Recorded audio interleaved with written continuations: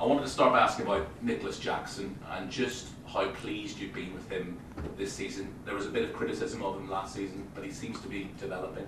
Yeah, no, he's doing very well with us since we start.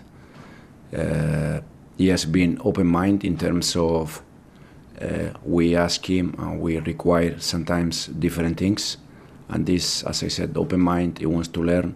And he's doing very well, not only in terms of numbers, goal and assist. He's doing well the way we want to play off the ball.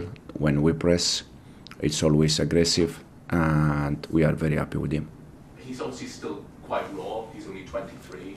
But what do you see as his ceiling? How good can he be? He's already good. He's already good enough for us. But like all the players, there are many things that he can do better. For sure, also sometimes this season happened that he had 1v1 chances that he missed. That can happen. So he can improve that area. He can be a bit more brave on the ball when we need him to link with him, to play with him. But overall, there are all areas that he's already improving a lot. Enzo Fernandez was man of the match on Saturday, playing alongside Caicedo. Obviously, you've used Caicedo and Lavia together as well. Do you know what your best midfield two is? I know perfectly that they are all good. So, as I said many times, depends a little bit the game plan. We use Romeo or Moi or Enzo. In the Conference League, we use also Cesare Casadei there, that is doing well. So, depends a little bit on the game plan. And I know this is a problem for all Chelsea coaches in the last few years. But how easy is it to keep them all happy, knowing you're not going to play on Saturday, Enzo will be playing, you're not going to be playing, Moises will be playing? Yep. It's never easy. It's the bad part for all the manager when you have to leave out players. But the good thing is that they can see clearly that they are not the same 11 playing every game. We saw in the last game against Leicester, Benoit Badiashile did fantastic. He was not playing a lot in the Premier League. Enzo did fantastic. Joao Felix did fantastic. And this shows exactly the way we want to work, that we need all of them. I suppose for a coach, the dream is that it makes them more hungry. If they're left out of the team, then they just want to prove you wrong and get into the next day. Exactly. This is also one of the targets, that they can compete with each other in the right way.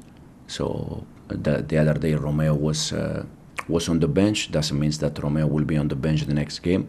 The same was for Malo Gusto, the Pedro Neto that was out. The good thing is that when we give them minutes, they are ready and they get the chance. We're 12 games into the season now. Chelsea are third. Are you in a title race? No, I said many times, and I really like the pressure. I really like to say, yes, we are there, but we are not there. We are not there.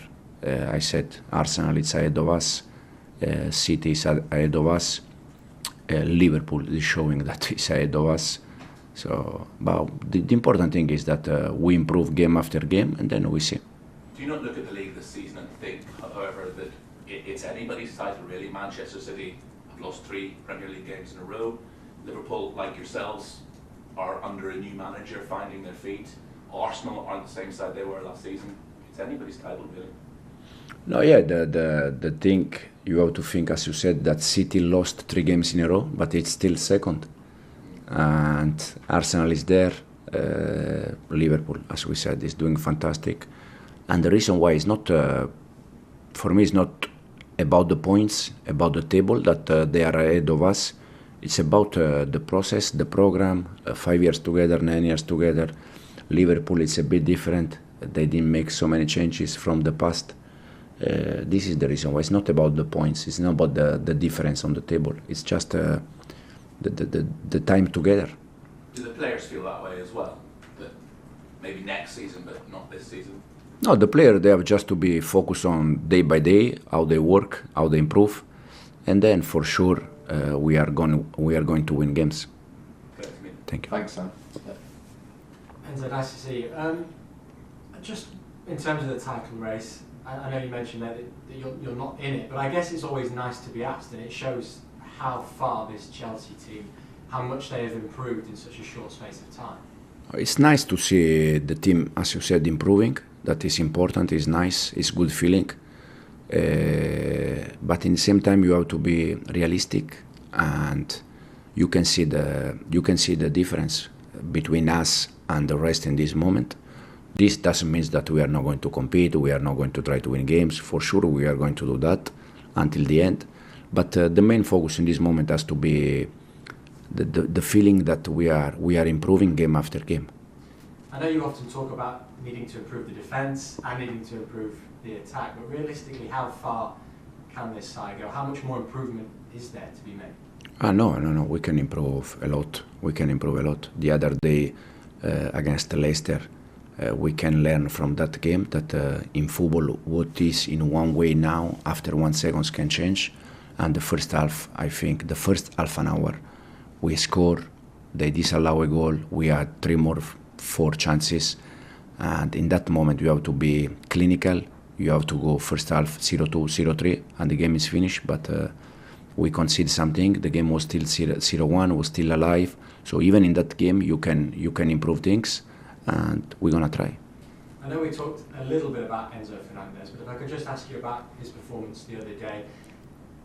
A goal and assist, obviously, covered a lot of ground in that match as well. The stats were really in his favour. Has anything changed slightly over the past couple of weeks, maybe even past couple of months, from his perspective? He's playing like he's got a point to prove almost. I don't know, this probably is more a question for him, but Enzo is doing well since we start. The problem is that for some game I take different decision for the first 11, but that means that the one that they are out, they are doing bad. Even if they think that because they are on the bench, they are doing bad. But it's not like this. Enzo is doing well since we start. Then the game plan require different kind of players, and this is the reason why sometimes we go for Romeo and Moi. We can go in the future with the Romeo Enzo. We can go in the future with the Romeo Enzo and Moi. Depends a little bit of the game. Your next Premier League game is Aston Villa. What have you made of them so far this season? Top manager. They are doing fantastic. I know Unai from Seville, from Spain. I know how intense they are. And as I said, they are showing fantastic things. Very good players. So it will be a tough game. You mentioned the manager there. Unai had an immediate impact when he came into Aston Villa. You seem to have had an immediate impact coming in here to Chelsea. But that's not always the case with managers coming into new clubs. What is the, don't want to use the term secret, what is the secret to coming in and having an immediate impact on the club, do you think? In my case, it's just to focus on the side pitch. I said many times that this is the one that I can control. Then all the noises around the club is not in my hands. I cannot control that. In Unai Emery, I don't know. But I can say I know people from Seville very well, that they work with him. And he's a huge worker in terms of spend times, hours, working. Work ethic, you say work ethic. And at the end, when you spend hours working, you get something. Just finally, Enzo, I know that balancing European football and domestic football is probably one of the most difficult things to deal with for a manager. Do you think one of the best decisions that you've made this season is almost separating the two squads, allowing focus to be on European football, but then also giving yourself a chance to focus? But we don't separate the squad. We use different players, but the squad is only one. I said, because this question they already asked me, if we have two squad, the squad is only one. Then I take different decision for every game, and sometimes we change 11 players from one competition to the other one. It's also a way to protect the players. Until now, is working quite well, and hopefully it can work until the end.